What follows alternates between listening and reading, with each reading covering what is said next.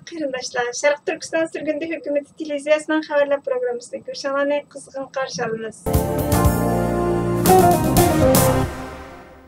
Amerika prezidenti Jo Baydenning Amerikaning Xitoyda turishliq bosh elchi nomzodi Nikolas Bornis chorshanba kuni Kengash palatasining yig'inida Xitoy bilan bo'lgan aloqaga qarata keskin pozitsiya bildirib, Xitoy Sharq Turkistondagi irqiy qirg'inchiligi, Tibetdagi ziyonkashligi va Tayvanga qaratgan tajovuzchilikni cho'qim to'xtatish kerak dedi.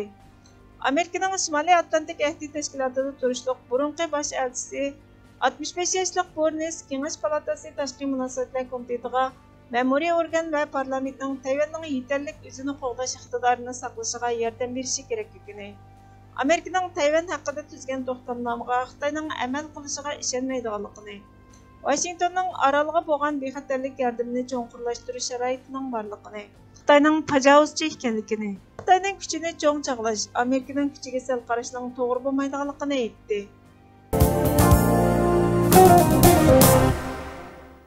Xitoyning Uyg'urlar haqida mikro yipchi yiqqanligi oshkorlandi. Avstraliya siyosat tadqiqot o'rni Aqllar Ambiri tadqiqoti Xitoy hukumat doiralarining Sharq Turkistondagi yerlik asosiy qatlam komiteti orqali keng ko'lamli nazorat qilish, kuzatish texnikasini qo'llanib, Uyg'ur aholilarining harakati va hissiyotini nazorat qildi. Bu Xitoyning Sharq Turkistondagi Uyg'ur va boshqa turkiy millat aholisini to'liq kontrol qilganligini ko'rsatib berdi dedi.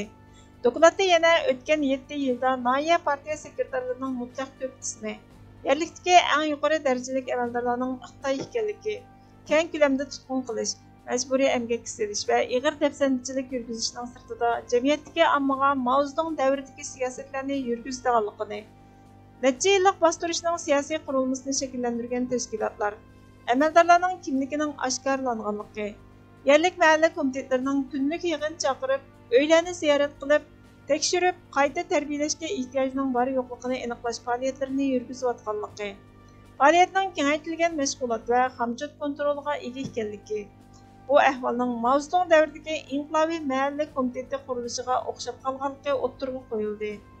Avstraliya siyosat tadqiqot instituti oshkorlagan soqchi xotiralari günümüzdeki Xitoy komitetlarining Xitoyning oldin faraz qilish soqchi sistemasi va birlashma mashg'ulot subsididan mikro yipchi yiqqanligini dalilladi.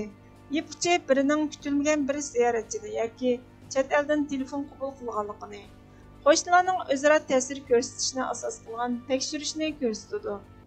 Avstraliya siyosat tadqiqot institutining naql keltirgan ta'limot qo'llanmasida mahalla komitetida ishlaydiganlarga Uyg'urlarga illiqlik ko'rsatish, balalarga kamput tarqitish tavsiya qilganligi ko'rsatilgan. Dokladda atalmish Şinjandagi jamiyatni kontrol qilish mexanizmlari o'qituvchilarni yo'qotish, muqimsizlikni tugatishga yordam berish, partiyaning eng asosiy qatlamdagi hokimiyatini kuchaytirish uchun ommani harakatlantirishni maqsad qilgan xalqaro bir besimning partiyasidan iborat deyildi. Birlashma mashg'ulot subsidiya siyosiy va qonuniy ishlar komiteti tomonidan boshqariladi. Xi Jinpingning pichoqning sepi deb atagan siyosiy qonun komiteti davlatning qonun tartib sistemasini nazorat qilgan bo'lib, Xitoy Kompartiyasi markaziy komitetiga bevosita doklad berdi. Avstraliya strategik siyosat tadqiqoti instituti 2014-yildan hozirgacha 440 nafar noylik partiya sekretari va muavin sekretardan negizlik ma'lumotlarni yig'di. 2010-yildan 2011-yilgacha Harvard universitetida Osiyo tadqiqoti kasbi bo'yicha o'qigan Yauning va 2012-yili Harvard universitetida vaqt o'tkazgan Erkin Tunyazni o'z ichiga olgan ba'zi amaldorlarning qilmishlarini ochib tashladi.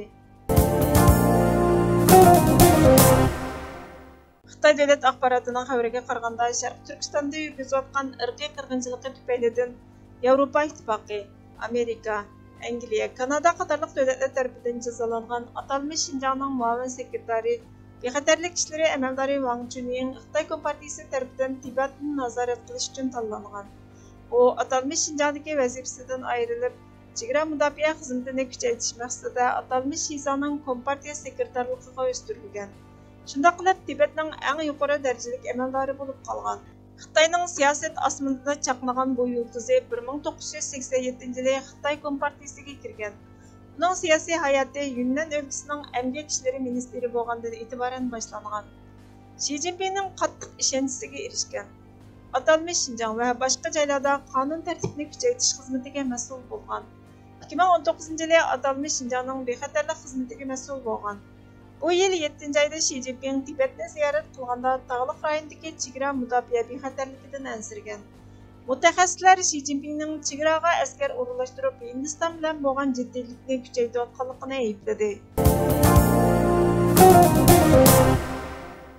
Vatan söygüsü ruhlarni qutqizadigan eng quvvatli shamol. Zörür tepilganda vatan uchun bir shaxsga o'xshash o'mlashib, qat'iy iroda va qaror bilan ishlashni biladigan millat albatta ulug' bir kelajakka loyiq bo'lgan millatdir deydi Mustafa Kemal Atatürk. Hurmatli ko'ruvchilar, xabarlarimizni ko'rganlar uchun ko'p rahmat. Kelar qitimli programmamiz ko'rishguncha Allohga omonat bo'lgaysizlar.